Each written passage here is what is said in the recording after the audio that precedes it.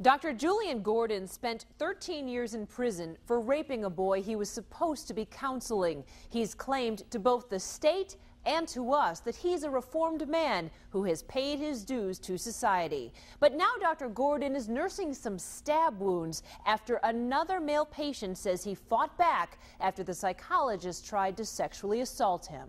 Dr. Julian Gordon was once a leading psychologist in the Oakland County court system, until he was sent to prison for 13 years, convicted of molesting and raping one of his patients, a 13-year-old boy.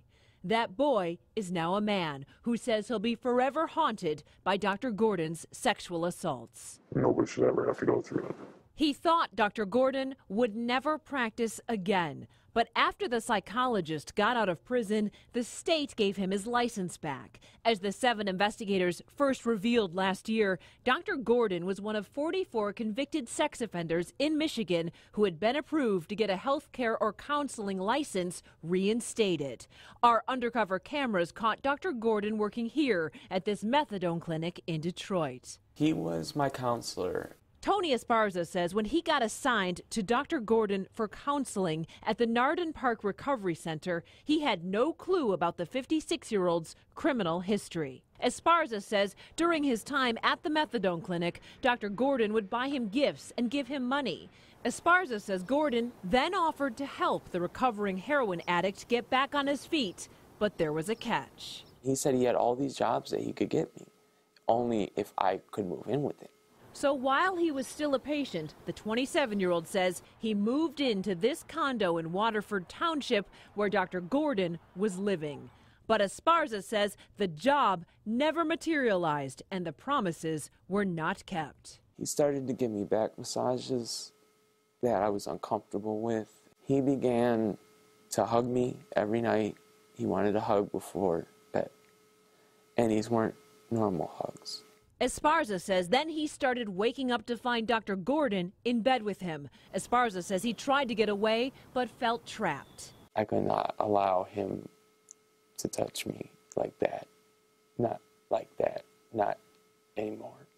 On May 11th, Esparza says Gordon finally went too far. I think he really thought he was going to have sex with me that night. Esparza says he fought back and using a knife struck out at Dr. Gordon. According to this police report, Dr. Gordon had deep cuts on his left arm and left leg.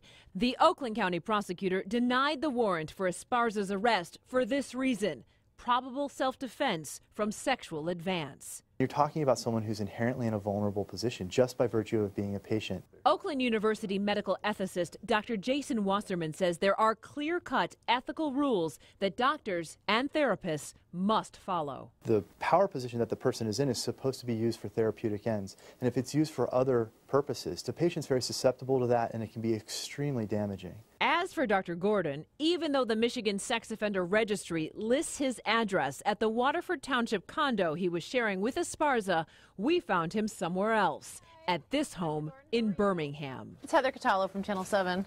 Oh, hi. Dr. Gordon tried to tell me he did not get stabbed, but I could see that his left arm was heavily bandaged. I heard you got stabbed. You did? Yeah. No, I'm sorry. You know? No. We'd like to talk to you about Tony. He's never going to stop. And next time it won't be a 27-year-old, 25-year-old. It's going to be a 5-year-old, a 6-year-old, a 7-year-old this time. State records show that when Julian Gordon asked an administrative judge in Lansing for his psychology license to be reinstated, he said, "After years of contemplation, I feel I understand enough to successfully manage myself and prevent relapse." Dr. Gordon's first victim didn't buy that, and neither does Tony Esparza. He needs me off the streets. I know. I lived with him. I know his maneuvers. I know his game. And he's good at it. Since we did our original investigation, the law has changed in Michigan. Starting July 1st, if a healthcare worker is convicted of sexually assaulting a patient, they will not be allowed to get their license back. Also, right now, police are investigating to determine if Dr. Gordon's presence at the Birmingham address is a violation of the sex offender registry rules. I'm Heather Catallo, 7 Action News. All right, thank you much, Heather.